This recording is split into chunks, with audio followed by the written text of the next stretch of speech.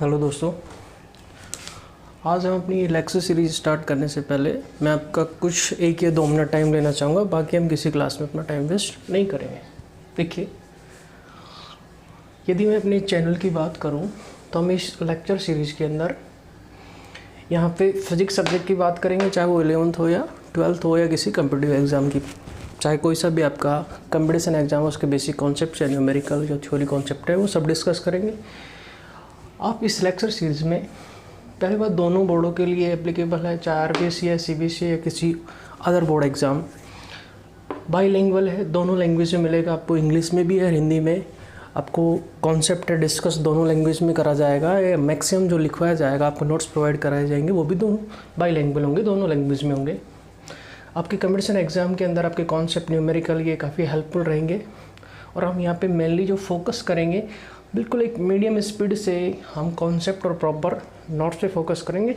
और हर वीडियो में हम अपना बेस्ट ट्राई करेंगे, नेक्स्ट वीडियो में बेस्ट से बेस्ट इम्प्रूव कैसे करा जाए। बगैर टाइम वेस्ट करते हुए अपना स्टार्ट करते हैं फर्स्ट टॉपिक। कोई सा भी सीबीएसई हो, आरबीएसई हो या किसी अदर स्टेट बोर्ड का एग्ज़ाम, सभी के लिए हेल्पफुल है। हम यहाँ पे जो फर्स्ट लेक्चर है उसमें स्टार्ट कर रहे हैं about atomic structure and concept of bound and free electron.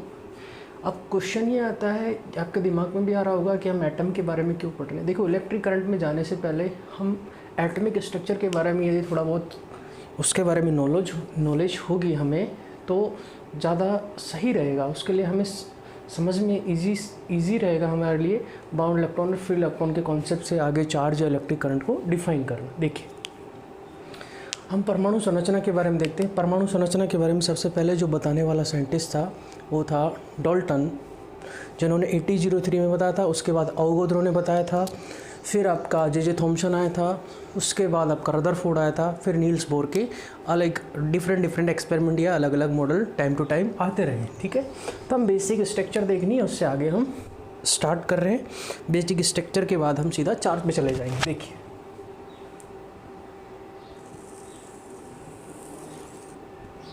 ये हमने परमाणु बना दिया है।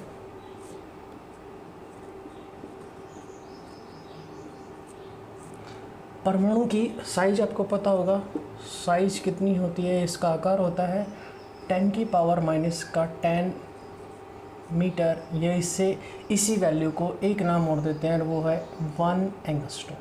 क्लियर है इतना? ये परमाणु की साइज है, परमाणु क्लियर है। और हमें पता है इस परमाणु जो भाग होता है, इसका अधिकांश भाग, मैक्सिमम भाग क्या होता है, खोखला होता है। इसके सेंटर भाग पर या केंद्रीय भाग पर क्या विद्यमान रहता है? न्यूक्लियस रहता है। क्या रहता है? न्यूक्लियस, जिसे हिंदी में कहते हैं नाभिक। क्या कहेंगे? नाभिक, जो क्या होता है आपका न्यूक्लियस होता है। ठीक है, नाभिक की साइज है, नाभिक की साइज होती है 10⁻⁻15 मीटर। इस वैल्यू को भी ध्यान रखना, ये इसकी साइज है। इस वैल्यू को भी एक अलग नाम से रिप्रेजेंट करते हैं, जिसे कहते हैं 1 फर्मी। एक फर्मी के नाम से वैल्यू ध्यान रखना है। दोनों वैल्यू याद रखनी है आपको, एक एंगस्ट्रॉम और एक फर्मी। ये डायरेक्ट वैल्यू न्यूमेरिकल में हेल्प करेगी। न्यूमेरिकल में कभी कभी आपको साइज़ ना देकर बोलता है एक एंगस्ट्रॉम उसकी वैल्यू है, तो आपको पता होना चाहिए एक एंगस्ट्रॉम का मान कितना होता है। और हम बात करें इधर डिस्कवरी की, नाभिक की जो खोज करी थी, डिस्कवर करी थी, वो दिया था रदरफोर्ड ने। रदरफोर्ड ने नाभिक को सबसे अच्छा एक्सप्लेन करा था। ठीक है, अब बात करते हैं हम न्यूक्लियस के अंदर। न्यूक्लियस के अंदर क्या क्या होते हैं? न्यूक्लियस में होते हैं आपके प्रोटॉन और न्यूट्रॉन। प्रोटॉन और न्यूट्रॉन रहते हैं। प्रोटॉन और न्यूट्रॉन दोनों किस में होते हैं? न्यूक्लियस में। और इलेक्ट्रॉन होते हैं वो न्यूक्लियस के चारों तरफ अलग अलग ऑर्बिट्स में रहते हैं, अलग अलग कक्षाओं में रहते हैं। इसके चारों तरफ मैं शो कर देता हूँ।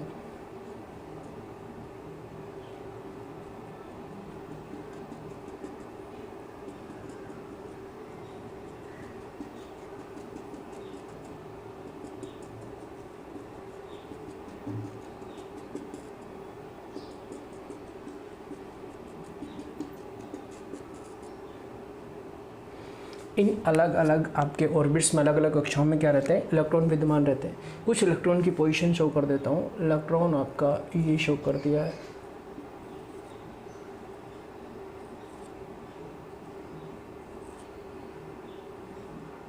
ठीक है। अलग अलग कक्षाओं में इलेक्ट्रॉनों की संख्या भी अलग होती है।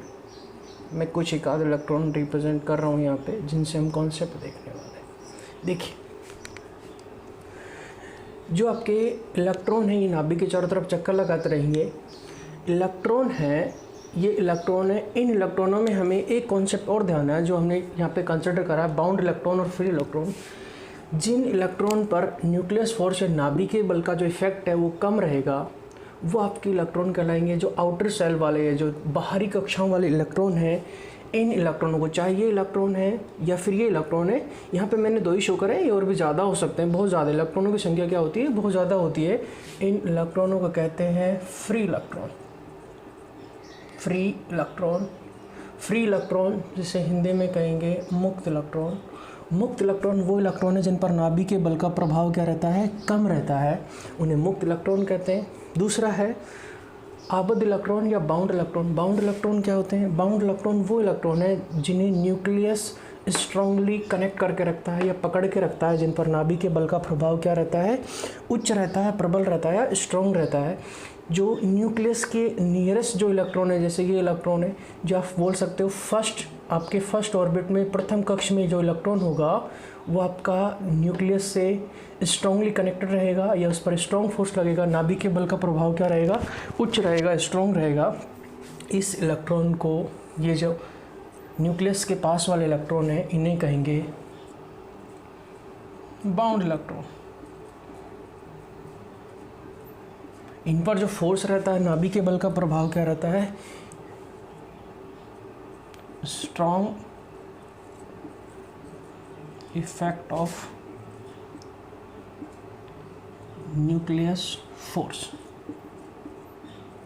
इन पर न्यूक्लियस फोर्स का इफेक्ट रहेगा, कैसा रहेगा, इन पर जो न्यूक्लियस फोर्स का इफेक्ट रहेगा वो कैसा रहेगा, वीकली इफेक्ट रहता है, या इन पर न्यूक्लियस फोर्स है वो बहुत ही कम रेंज का एप्लीकेबल रहता है। ठीक है, यहाँ से हमें बाउंड इलेक्ट्रॉन या फ्री इलेक्ट्रॉन, ये कॉन्सेप्ट आगे यूज़ में आएगा, क्योंकि इन्हीं फ्री इलेक्ट्रॉन के कॉन्सेप्ट से हम मेटेलिक कंडक्टर या नॉन मेटेलिक जैसे इंसुलेटर है, ये फ्री इलेक्ट्रॉन ही इलेक्ट्रिक करंट के लिए रिस्पॉन्सिबल रहेंगे। इन्हीं फ्री इलेक्ट्रॉन के कारण करंट फ्लो होता है। ठीक है, अब थोड़ा सा इनके बारे में डिस्कवरी या चार्ज वगैरह देख लेते हैं, जब हमने इतना स्टार्ट ही कर दिया है। तो देखिए, इलेक्ट्रॉन है, इलेक्ट्रॉन के बारे में पता है आपको। इलेक्ट्रॉन को खोजा कितने, मैं यहाँ पे इलेक्ट्रॉन की सारी जो टर्म्स है वो सारे यहाँ पे लिख रहा हूँ। इलेक्ट्रॉन की डिस्कवरी करी थी जे थॉमसन ने। इलेक्ट्रॉन का मास कितना होता है, मास होता है 9.1 × 10⁻⁻31 kg। ठीक है, चार्ज होता है, इलेक्ट्रॉन पर चार्ज होता है 1.6 × 10⁻⁻19 कूलम, और ये नेगेटिव नेचर का होता है। ध्यान रखना, किस नेचर का होता है, ये चार्ज नेगेटिव नेचर का होता है। ठीक है, ये हमने इलेक्ट्रॉन के बारे में देख लिया। अब जो प्रोटॉन है, प्रोटॉन के बारे में देख लेते हैं। प्रोटॉन की जो डिस्कवरी है, डिस्कवरी गोल्डस्टीन नाम के साइंटिस्ट ने करी थी। गोल्डस्टीन नाम के साइंटिस्ट ने, इसका मास होता है 1.67 × 10⁻⁻27 kg,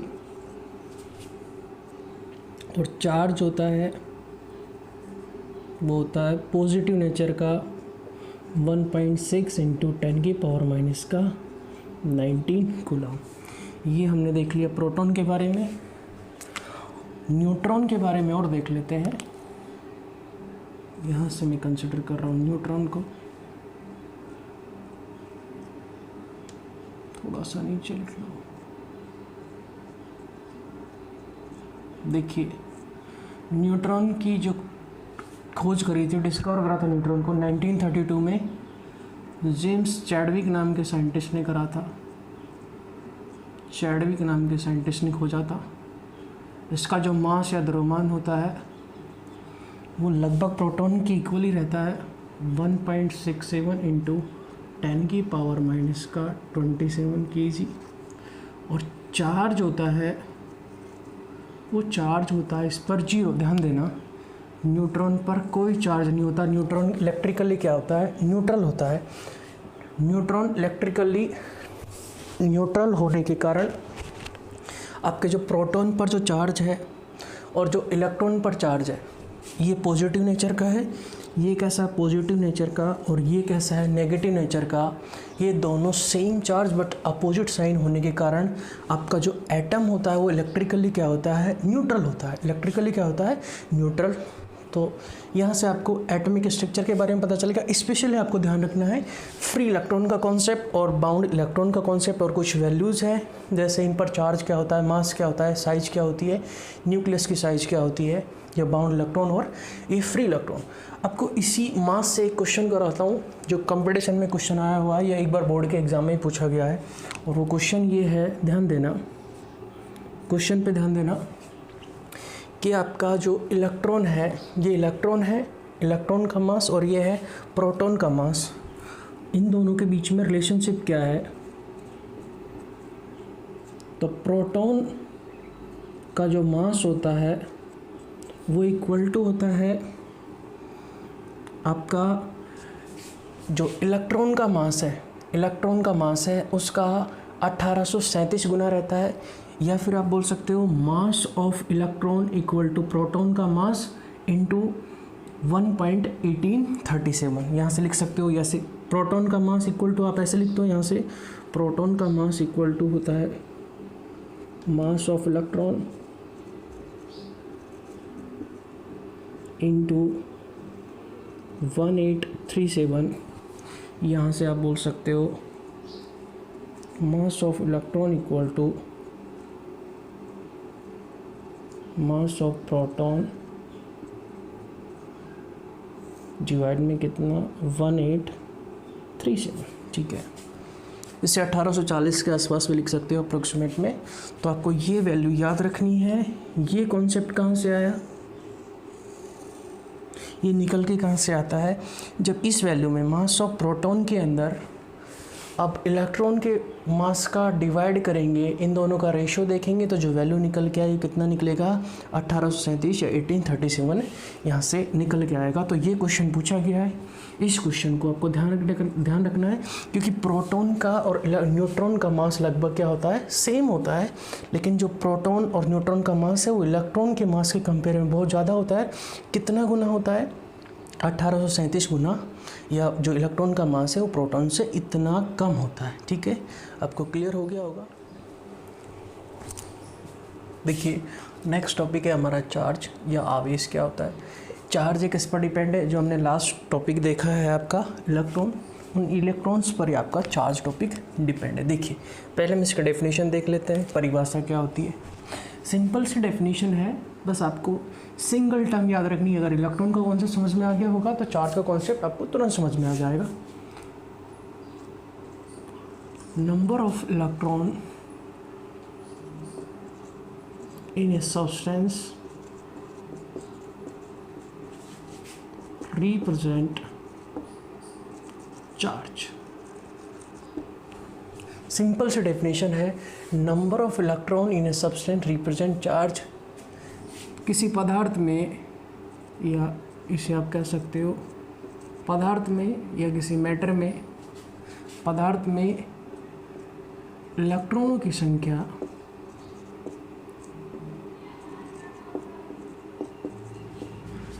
आवेश को व्यक्त करती है। ठीक है, समझ में आ गया होगा आवेश क्या है। इलेक्ट्रॉन की संख्या, किसी सब्सटेंस में जितने ज़्यादा इलेक्ट्रॉन होंगे या इलेक्ट्रॉनों की जो संख्या है वही किसको रिप्रेजेंट करेगी, आवेश को। Number of electron in substance represent charge. पदार्थ में इलेक्ट्रॉनों की संख्या आवेश को व्यक्त करती है, आवेश को प्रदर्शित करती है। तो चार्ज कब होगा, जब क्या होगा, उसमें इलेक्ट्रॉन होगा। इलेक्ट्रॉन का कॉन्सेप्ट हमने एटम में देखा था। जो भी आपके सब्सटेंस है, मैटर है, वो किससे बने रहते हैं, मॉलिक्यूल से। मॉलिक्यूल्स किससे बनते रहते हैं, एटम में। जब एटम में इलेक्ट्रॉन है तो मॉलिक्यूल्स में भी होगा, और मॉलिक्यूल्स में है तो क्या सब्सटेंस में भी होगा। तो ये जो इलेक्ट्रॉन है, ये इलेक्ट्रॉन ही रेस्पॉन्सिबल रहते हैं किसके लिए, चार्ज के लिए। तो चार्ज को हम सिंपली किससे डिफाइन करते हैं, इलेक्ट्रॉन से। किससे डिफाइन करेंगे, इलेक्ट्रॉन से हम चार्ज को डिफाइन कर सकते हैं। इसके एक डेफिनेशन और है, मैं बोल देता हूँ, यदि आप लिखना चाहो तो उसको लिख लेना। उसमें क्या है, किसी भी सब्सटेंस में या सब्सटेंस का चार्ज है, किसी एलिमेंट का चार्ज है, अगर उसको इलेक्ट्रोमैग्नेटिक फोर्स के अंदर, विद्युत चुम्बकीय फोर्स में या विद्युत चुम्बकीय फील्ड के अंदर, इलेक्ट्रोमैग्नेटिक फील्ड के अंदर रखा जाए, अगर वो फोर्स एक्सपीरियंस करता है तो वो क्या है, चार्ज है। वो फोर्स एक्सपीरियंस करता है तो ड्यू टू द चार्ज वो फोर्स एक्सपीरियंस करेगा। यदि किसी सब्सटेंस को किस में रख रहे हैं, इलेक्ट्रोमैग्नेटिक फील्ड के अंदर रख रहे हैं, अगर वो सब्सटेंस आपका फोर्स फील करता है, फोर्स एक्सपीरियंस करता है, तो उस चार्ज को क्या, उस जो फोर्स एक्सपीरियंस करेगा उसके लिए जो रेस्पॉन्सिबल फैक्टर रहेगा वो कौन रहेगा, चार्ज रहेगा। ठीक है, तो चार्ज समझ में आ गया होगा चार्ज क्या होता है। ठीक है, अब देखिए चार्ज मेनली दो टाइप का होता है। इसको हम फर्स्ट यूनिट में ज़्यादा अच्छे से डिटेल में जाएंगे चार्ज पे। हम यहाँ पे चार्ज के बारे में केवल बेसिक चीज़ देख रहे हैं, जिससे हमें, क्योंकि हमें यहाँ पे किसको डिस्कस करना है, इलेक्ट्रिक करंट को। तो चार्ज के बारे में केवल हम बेसिक नॉलेज देखते हुए आगे बढ़ जाएंगे। बाकी इसके टाइप्स वगैरह जो फ्रैंकलिन नाम के साइंटिस्ट ने इसके दो टाइप डिफाइन करे थे, पॉजिटिव और नेगेटिव, हम उन पर ना जाते हुए देखिए। यदि हम बात करें चार्ज को डिनोट करते हैं, इसको डिनोट करते हैं, चार्ज को कैसे डिनोट करते हैं, क्यू से। चाहे इसको कैपिटल ले सकते हो, स्मॉल ले सकते हो। ठीक है, अब इसकी बात करते हैं यूनिट की। यूनिट होती है चार्ज की, यूनिट होती है कूलम। कूलम इसकी यूनिट होती है, जिसको हम शॉर्ट में लिखते हैं सी से। किससे लिखते हैं, सी से। जब भी हम चार्ज को डिनोट करेंगे तो यूनिट क्या लगाएंगे उसकी, सी किसको रिप्रेजेंट कर रही है, कूलम। ये कूलम नाम के साइंटिस्ट के बिहाफ पर इसको किसको दिया गया है, कूलम के ऊपर दिया गया। ठीक है, कूलम्स लॉ वगैरह जिसे हम फर्स्ट यूनिट में देखते हैं। ठीक है, क्लियर है इतना। ये आपका यहाँ से यूनिट आ गई, इसे ही ऐसा यूनिट बोलते हैं। यही क्या है आपकी, ऐसा यूनिट। जो यूनिट है यही कौन सी है, ऐसा यूनिट। कूलम की एक अनदर यूनिट और होती है, जिसे हम बाद में देखेंगे, ESU वगैरह, जिसे CGS यूनिट बोलते हैं। उससे रिलेटेड कुछ आपके दो चार फैक्ट है वो मैं लिखवा दूंगा यहाँ पे। देखिए, if a substance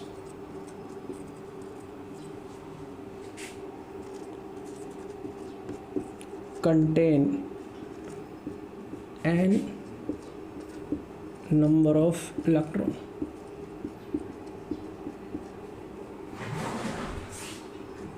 then charge of that substance,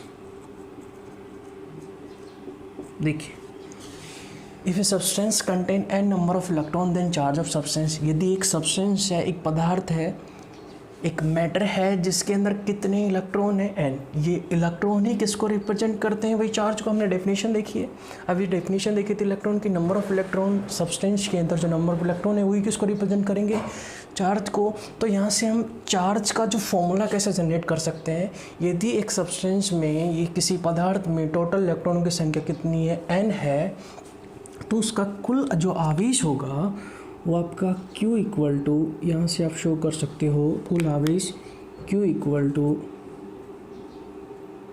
N into E।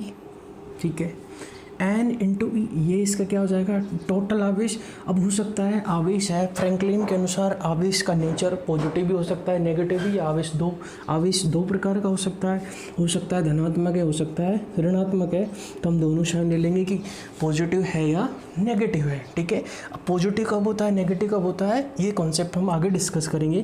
तो आई थिंक आपको ये फॉर्मूला क्लियर हो गया होगा। ये फॉर्मूला हमने कैसे रिप्रेजेंट करा है, कैसे लिखा है। यदि किसी सब्सटेंस में n इलेक्ट्रॉन है तो उसका चार्ज क्या हो जाएगा, Q equal two plus minus n E। यहाँ से क्या हो जाएगा इसका चार्ज। यहाँ पे क्या क्या चीज़ें, n है, n क्या है, नंबर ऑफ इलेक्ट्रॉन, और E है, E आपको पता है E की वैल्यू कितनी है इलेक्ट्रॉन के लिए, 1.6 इंटू 10 की पावर माइनस का 90। ठीक है, और इसकी यूनिट देना चाहो तो यूनिट क्या होगी, कूलम, या किससे रिप्रेजेंट करेंगे, सी से रिप्रेजेंट करेंगे। ये आपका फॉर्मूला हो जाएगा।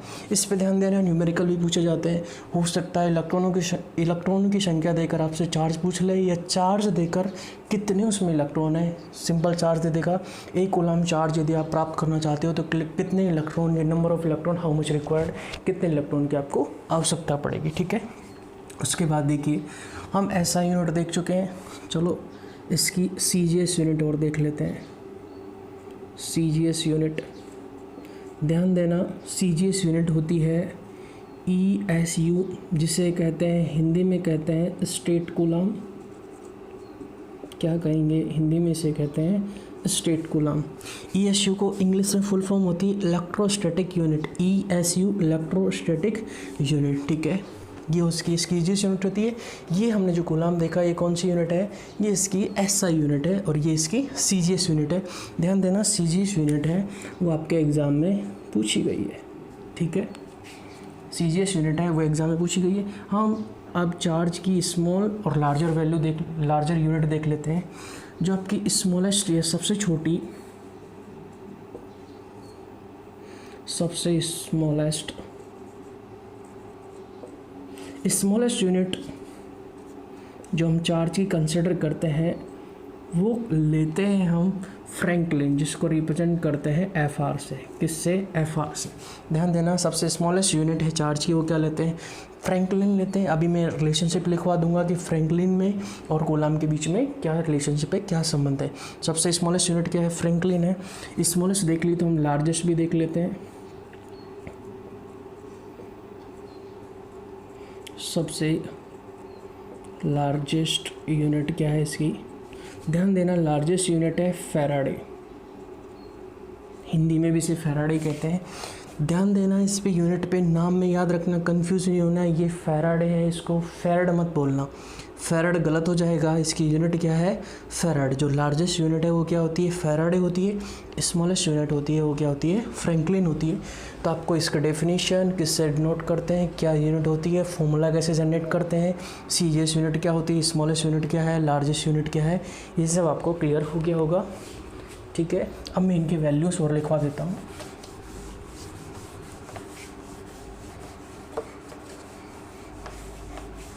देखिए दोस्तों, थोड़ी स्पीड स्लो है लेकिन कॉन्सेप्ट है, उसको समझने के लिए स्पीड स्लो ही रखनी पड़ेगी, बाकी हम बाद में स्पीड अपनी बूस्टअप कर लेंगे, ठीक है। तो यहाँ से आप एक फैराडे में 96500 कूलाम चार्ज होता है। तो देखो एक फैराडे में इतने कूलाम है, तो फैराडे की जो यूनिट है, यूनिट क्या होगी? बहुत ज़्यादा एक बड़ी यूनिट है, या स्मॉलेस्ट यूनिट नहीं, स्मॉलेस्ट ना होकर, इसलिए हम इस फैराडे को जनरली यूज़ में नहीं लेते हैं। बस आपको रिलेशनशिप याद रखना है। ये क्वेश्चन पूछा गया है आपका, ध्यान देना कि एक फैराडे में कितने आपके टोटल कूलाम होते हैं, या एक फैराडे और कूलाम के बीच में संबंध क्या है, ठीक है।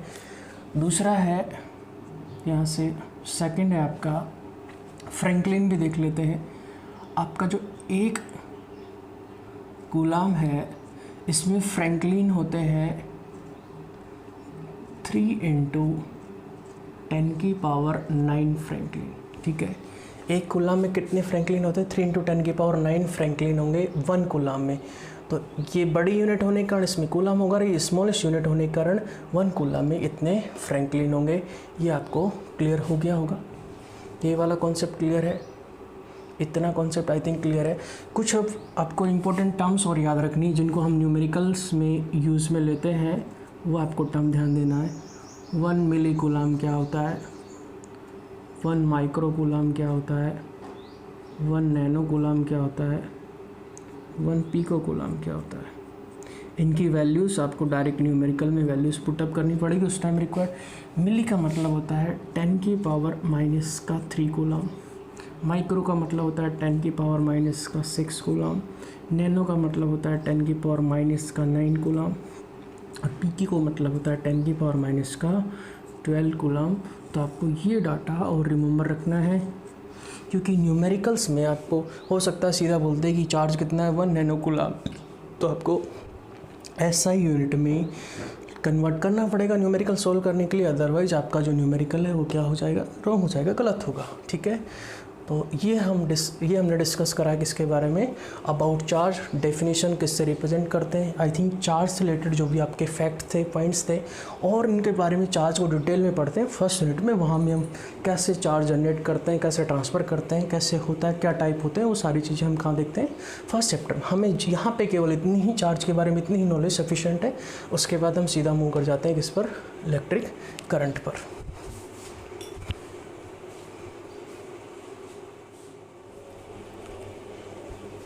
नेक्स्ट टॉपिक है अपना इलेक्ट्रिक करंट या विद्युत धारा।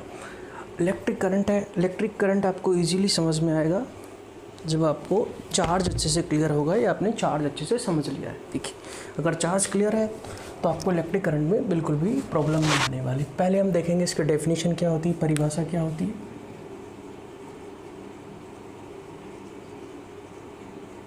सिंपल से डेफिनेशन लिखवा रहा हूँ मैं, बिल्कुल सिंपल सा डेफिनेशन। करंट आवेश के बहने की दर या rate of flow of charge क्या कहलाती है आपका इलेक्ट्रिक करंट। किसी पर्टिकुलर टाइम में चार्ज का फ्लो कितना है वही क्या कहलाएगा इलेक्ट्रिक करंट।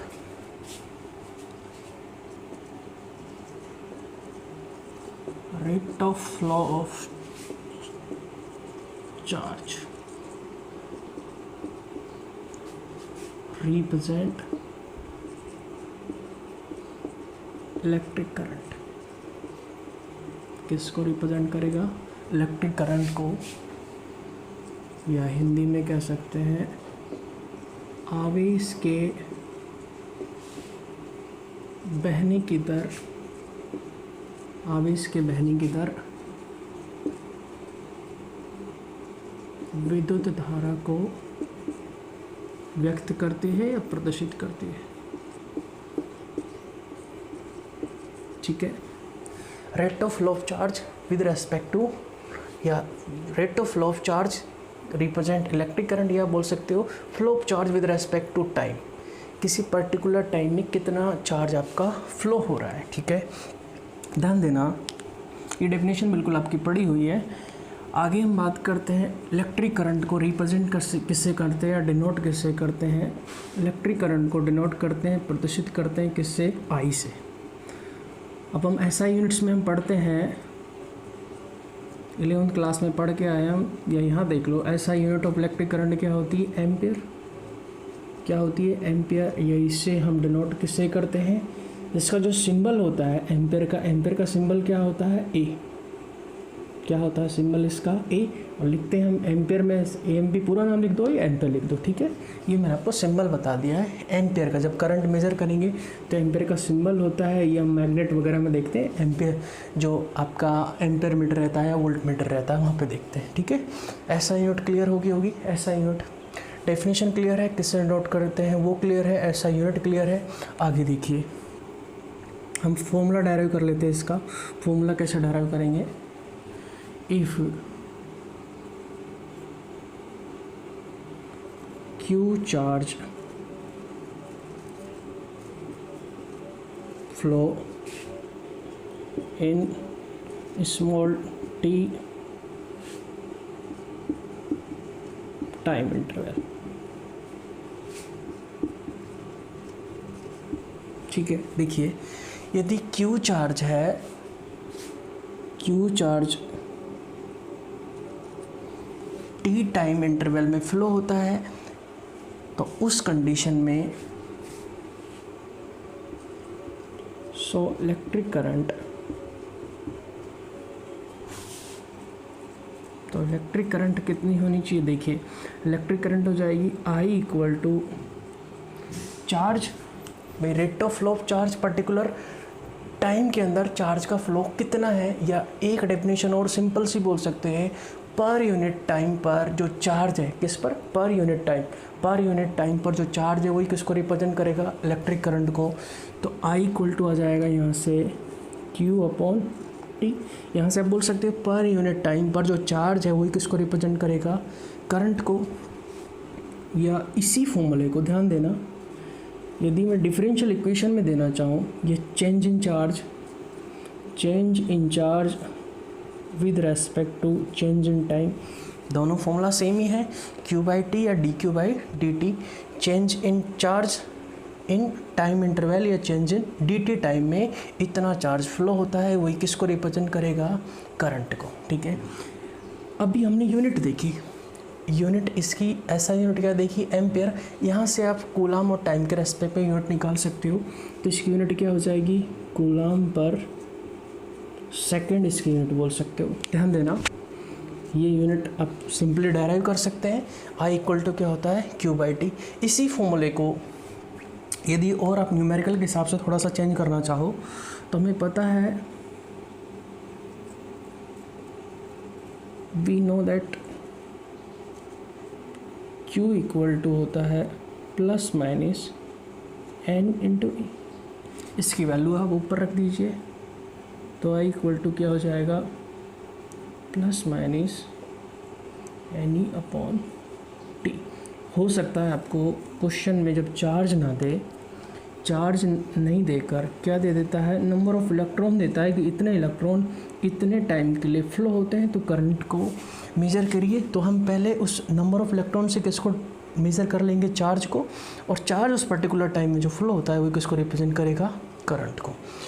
तो इसका डेफिनेशन है, यहाँ से ये डेफिनेशन बोल दो, या पर यूनिट टाइम पर जो चार्ज है वो किसको रिप्रेजेंट करेगा, करंट को। ये डेफिनेशन बोल दो, किससे डॉट करते हैं वो क्लियर है, ऐसा यूनिट क्लियर है, फॉर्मूला कैसे डेराइव करा वो क्लियर है। क्यू चार्ज टी टाइम के लिए फ्लो होता है तो इलेक्ट्रिक करंट क्या हो जाएगा, Q by T. Differential equation के रूप में रिप्रेजेंट कर सकते हैं चेंज इन चार्ज और किसका, चेंज इन टाइम का रेशियो। यहाँ से यूनिट डेराइव कर सकते हैं, चार्ज की यूनिट क्या है, कूलम, और इधर से टाइम की यूनिट क्या है, सेकंड। तो कूलम पर सेकंड भी किसकी यूनिट है, करंट की यूनिट है। और आप इसको अनदर फॉर्म में आप रिप्रेजेंट कर सकते हो। अब बात आती है आपकी, जो इलेक्ट्रिक करंट है वो किस प्रकार की क्वांटिटी है, कैसी भौतिक राशि है। ये क्वेश्चन बहुत इम्पोर्टेंट है, जो एग्ज़ाम में कई बार पूछा गया है। थ्योरेटिकली पूछा जाता है कि इलेक्ट्रिक करंट है वो कैसी क्वांटिटी है, और मैं आपको क्वांटिटी बता देता हूँ, वो एक स्केलर क्वांटिटी है, जिसे कहते हैं अदिश राशि है। लेकिन क्वेश्चन ये नहीं बनता कि कैसी क्वांटिटी है। ये क्वेश्चन तो सिंपल ऑब्जेक्टिव टाइप क्वेश्चन में बन सकता है किसी कंपटीशन में, लेकिन थ्योरेटिकली जो क्वेश्चन पूछता है कि वो स्केलर क्वांटिटी है तो क्यों है, क्योंकि हम इलेक्ट्रिक करंट में दोनों कॉन्सेप्ट देखते हैं। इलेक्ट्रिक करंट में डायरेक्शन भी होती है, और डायरेक्शन होने के साथ साथ मैग्नीट्यूड भी होता है। डायरेक्शन और मैग्नीट्यूड दोनों चीज़ होते हुए इलेक्ट्रिक करंट है वो स्केलर क्वांटिटी क्यों है, उसी का कॉन्सेप्ट देखना है। इलेक्ट्रिक करंट है वो कैसी क्वांटिटी है आपकी, स्केलर। स्केलर या जिसे कहेंगे अदिश, अदिश क्वांटिटी या अदिश राशि। कैसी राशि है, इलेक्ट्रिक करंट कैसी है, अदिश राशि। अब जो आपका मैं यहाँ पे लिख रहा हूँ पॉइंट, उस पे ध्यान देना। वाई इलेक्ट्रिक करंट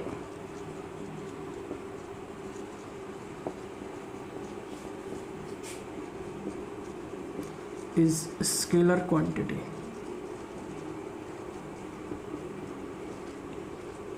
देखिए ये क्वेश्चन पूछा जाता है, इस क्वेश्चन को समझना है, कॉन्सेप्ट वाला आपका पॉइंट है, ध्यान देना। इलेक्ट्रिक करंट है वो अदिश राशि या स्केलर क्वांटिटी क्यों है। यहाँ पे जो क्वेश्चन है स्केलर क्वांटिटी है, बहुत सी ऐसी क्वांटिटी जो स्केलर है, बस यहाँ पे इम्पोर्टेंट इसलिए है करंट में डायरेक्शन भी होती है और मैग्नीट्यूड भी होता है। अभी तक हम 11वीं क्लास में हम ये डिस्कस करते हैं कि अगर डायरेक्शन है, मैग्नीट्यूड है, तो वो कैसी होगी, आपकी वेक्टर क्वांटिटी होती है। लेकिन इलेक्ट्रिक करंट में डायरेक्शन भी है और मैग्नीट्यूड भी है, फिर भी कैसी है, ये इलेक्ट्रिक आपकी स्केलर क्वांटिटी है। उसी का रीज़न देखिए। अब इसका रीज़न देखो, रीज़न क्या है, देखिए इधर। इस कॉन्सेप्ट को समझने से पहले मैं एक छोटा सा डायग्राम कंसिडर कर रहा हूँ। आपको दो रीजन बताऊंगा मैं, अलग अलग रीजन है। फर्स्ट रीजन है, फर्स्ट जो रीजन है आपका, रीजन फर्स्ट है। देखिए फर्स्ट रीजन है इलेक्ट्रिक करंट स्केलर क्वांटिटी क्यों है। इलेक्ट्रिक करंट है आई, वो किस पे डिपेंड करता है भाई, डिपेंड ऑन, अभी हमने फॉर्मूला देखा था। इलेक्ट्रिक करंट है वो डिपेंड करता है किस पर, क्यू पर और टी पर। एक रीजन तो बिल्कुल सिंपल सा रीजन है जिसे हम ये दे सकते हैं, इलेक्ट्रिक करंट आई है वो किस पर डिपेंड करता है, क्यू पर और टी पर। क्योंकि जो फॉर्मूला देखते हैं हम देखते हैं I equal to Q upon T. तो क्यू है वो भी आपका स्केलर है और जो टाइम है वो भी क्या है, स्केलर क्वांटिटी। ये दोनों की दोनों चार्ज है, चार्ज भी क्या होती है, स्केलर क्वांटिटी है, और टाइम भी क्या है, स्केलर क्वांटिटी। तो इलेक्ट्रिक करंट जिन क्वांटिटीज़ पर डिपेंड करती है वो दोनों क्वांटिटी स्केलर क्वांटिटी होने के कारण इलेक्ट्रिक करंट भी क्या है, आपका स्केलर क्वांटिटी है। फर्स्ट कॉन्सेप्ट तो ये है। ये जो रीजन है ये फर्स्ट रीजन है जिसे हमने फॉर्मूले से बताया, फॉर्मूले से एक्सप्लेन करा है कि करंट है वो चार्ज और टाइम पर डिपेंड करता है, और चार्ज और टाइम दोनों कैसे हैं, अदिश राशि होने के कारण करंट भी कैसी है, अदिश राशि है, स्केलर क्वांटिटी है। ठीक है, रीजन फर्स्ट तो ये हो गया। जो रीजन सेकेंड है उस पर ध्यान देना, ये आपका इम्पोर्टेंट रीजन है। देखो, इसको समझने से पहले मैं एक सिंपल सा कंसिडर कर रहा हूँ यहाँ पे। मान लीजिए करंट आई है, इस कंडक्टर में फ्लो हो रहा है, ये आपका ए पॉइंट है, या जिसे ए ना लेकर फिर आप एम्पियर समझोगे इसको, मैं एक्स ले रहा हूँ। एक्स पॉइंट पर ये करंट है, ये दो कंडक्टर्स में डिवाइड हो जाता है। मान लीजिए इसमें I1 करंट फ्लो हो रहा है, इसमें कितना हो रहा है I2, और ये जो करंट कंडक्टर है ये एक दूसरे से किस पोजीशन पर है, थीटा एंगल पर प्लेस है। ठीक है, आई जो करंट फ्लो हो रहा है वो इस एक्स पॉइंट पर, इस जंक्शन बिंदु पर या संधि बिंदु पर टोटल कितने वायरों में डिवाइड हो जाता है, टोटल कितने कंडक्टर में डिवाइड हो जाता है, दो कंडक्टर में। तो आई करंट है वो किस, जहाँ पे इस कंडीशन में जो आई करंट होगा, आई बराबर होगा I1 प्लस I2। बाद में ये कैसे दिया, बाद में हम पढ़ेंगे, इसी चैप्टर में आगे पढ़ेंगे हम KCL, Kirchhoff current law. Incoming current बराबर किसके होती है, आउटगोइंग के। जितनी किसी जंक्शन पर करंट आती है उतनी ही जाने वाली करंट के बराबर, या किसी जंक्शन पर इनकमिंग करंट है वो बराबर किसके रहती है, आउटगोइंग करंट के। ठीक है, तो हमने ये एग्जांपल कंसिडर कर लिया है। देखिए आगे, इतना समझ में आया कि आई है वो किसके बराबर है, I1 प्लस I2। अगर ये स्केलर क्वांटिटी है, इसी कारण से ये बराबर है। ठीक है, इसी कारण से इसके बराबर है। क्यों है ऐसा, ऐसा इसलिए है electric current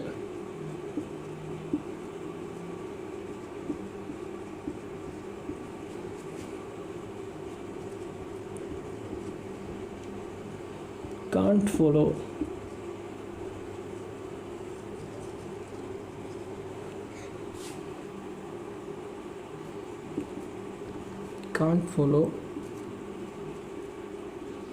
vector addition law.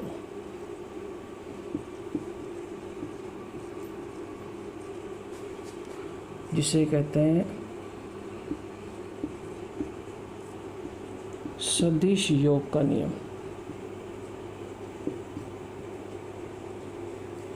क्या कहेंगे, सदिश योग का नियम। इलेक्ट्रिक करंट है ये थीटा पोजीशन पर डिपेंड नहीं कर रही है। किस पर डिपेंड नहीं कर रही है, थीटा पोजीशन पर। चाहे इस थीटा की वैल्यू कुछ भी हो, चाहे 0 हो या 360 हो, जो करंट है वो किसके इक्वल टू होगा, सिंपल आपके एडिशन के इक्वल टू होगा। तो electric current can't follow vector addition law.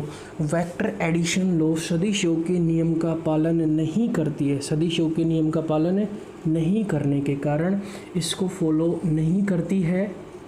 इसी कारण से ये कैसी है, स्केलर क्वांटिटी है। कैसी है, स्केलर क्वांटिटी। क्योंकि हम 11th क्लास में पढ़ते हैं, अगर मान लीजिए ये फोर्स होता F इक्वल टू F1 और F2, तो हम ये फॉर्मूला डेराइव नहीं करते, वहाँ हम एक फॉर्मूला डेराइव करते हैं F इक्वल टू √F1 का स्क्वायर प्लस F2 का square plus 2F1 F2 cos theta. वो आपने फॉर्मूला पढ़ा होगा या R की टर्म में पढ़ा होगा आपने कि R इक्वल टू, मान लीजिए ये R है और ये है P और ये Q, तो आप पढ़ते हो R equal to √P² plus Q² plus 2PQ cos theta. But electric current scalar quantity है, इसलिए ऐसा कुछ नहीं होगा। यहाँ पे सिंपल क्या होगा, एडिशन। कारण मैंने बता दिया, सदिश योग के नियम का पालन नहीं करती। और फर्स्ट वाला रीजन क्या था, जिन क्वांटिटीज़ पर डिपेंड करती है वो दोनों स्केलर होने के कारण इलेक्ट्रिक करंट कैसी है, स्केलर क्वांटिटी है। ध्यान देना, ये इंपॉर्टेंट पॉइंट है आपका।